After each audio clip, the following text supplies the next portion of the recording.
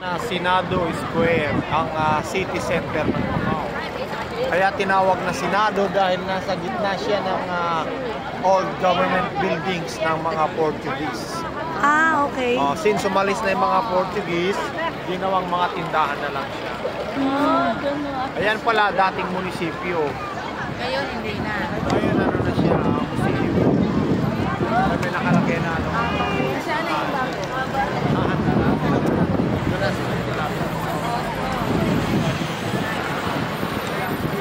Makakapag-5 ba kami dyan? Eric, ano meron dito sa simbahan? Anong ano siya? Ano yun? Simbahan, Catholic Church talaga yan. Catholic Church. Operational pa yan. So gaano katagal na siya? Ano yan, tinayo nung 1587 yan. Second church Pero na parang na-built. modern na Macau. Ito yun talaga siya na. Yung likod niya nung una, gawa sa kahoy. Yung harap lang yung gawa sa kahoy. Okay, thank you.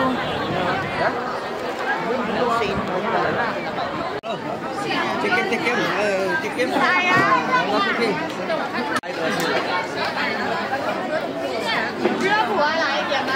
Tắm lười chơi hả? Đây, sẽ coi coi đó, sẽ coi lại cái đó. Rồi nhận vé là Lại là chưa có quá, có lại khăn khăn à.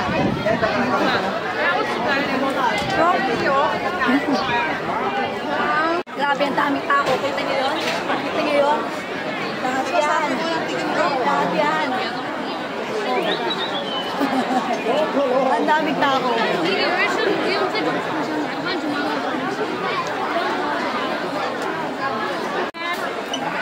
Can I have? Hello. Galit na si ate. Thank you. Thank you.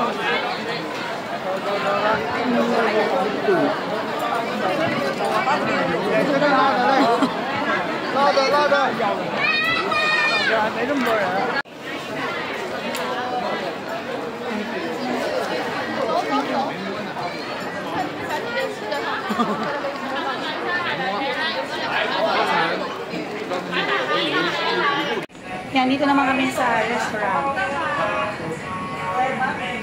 Cueva.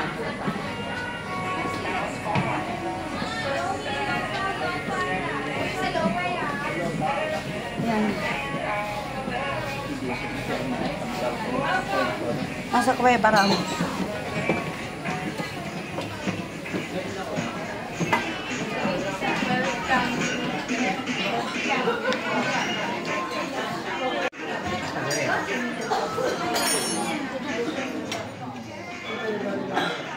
Sana tayo? Dito na lang. Masamahin na lang. Ito ang aming meal for today. Kain to the max. Tingnan natin. Masarap. Pilipinas lang, Tagalog. Kaya Tagalog.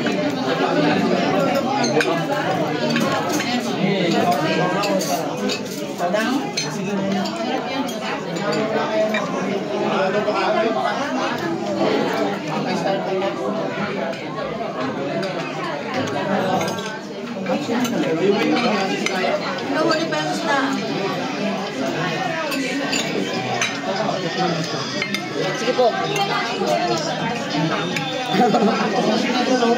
Pagkakain ka na raw po. Everyday everyday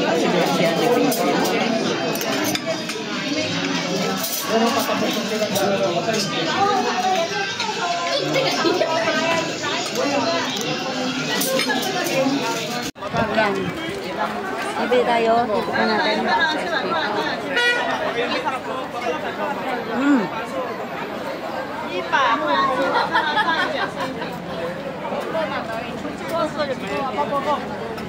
Ang sarap. Pipis lang yan. Sila muna. Picturean muna sila. Kasi, vlog na vlog. Picture muna. Mamaya na. Yung cellphone ko hindi maganda. Halika na. Okay, yan pala yung ruins of St. Paul. Sige, hirap ko na po. Okay.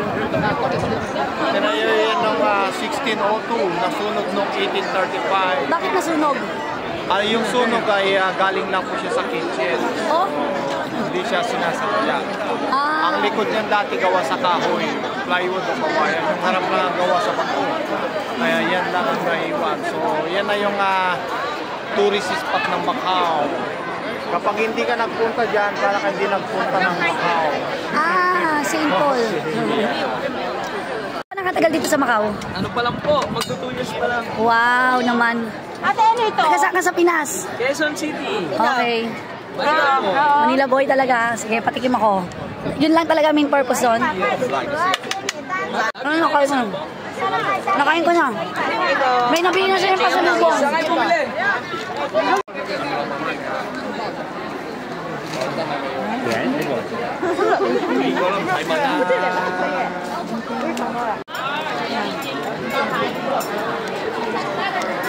Ayan, hihingi kami. Ayan. Kasi kasabi siya. Hindi natin naiintindihan.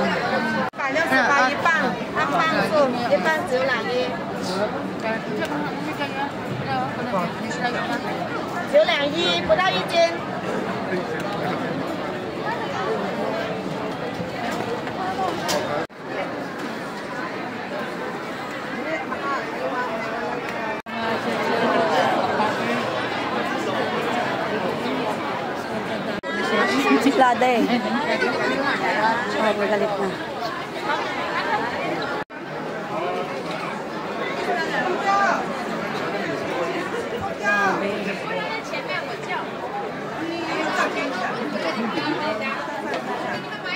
Kahit isa lang, pwede na bigyan na ako yan. Couple, oh.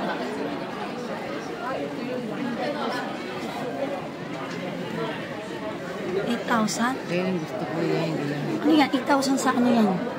Ha? Ano naman pong stay nyo dito sa Hong Kong? At saka papuntang Macau? Busog. Busog?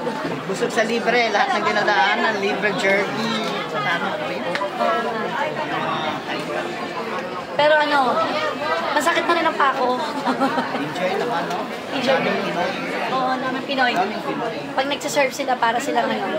Para sila nasa Pinas lang. Nakakatuwa, yan. Sila po yung nakasama namin sa Macau. Including sa ano, yung tindahan. Oo, puro Pinoy. Hingi tayo kay ate, kaso tinanggihan tayo. Ayan, maghihingi tayo ng pre-taste.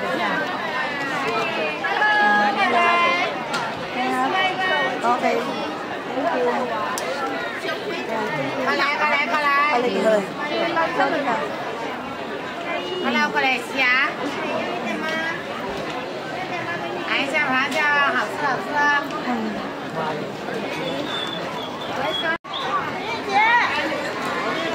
Drop. 好吃家妈咪买点吃。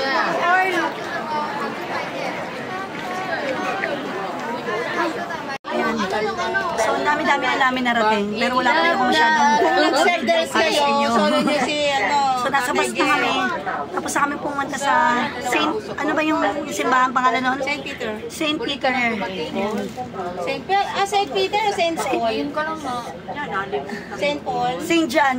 Saint Joseph. So, nakalimutan na Saint Paul na simbahan. Sa ruins. So marami na kami napunta at nakalimutan nila kung saan kami nakapunta, pero masaya kahit medyo malayo at maraming tao yung pinuntahan namin. So Super. Dahil pa, ayan, divisoria ka mo. grabe ang ano nila gumala, ang mga Chinese din magala. Mas magala pa sa Pinoy. Dito na kami.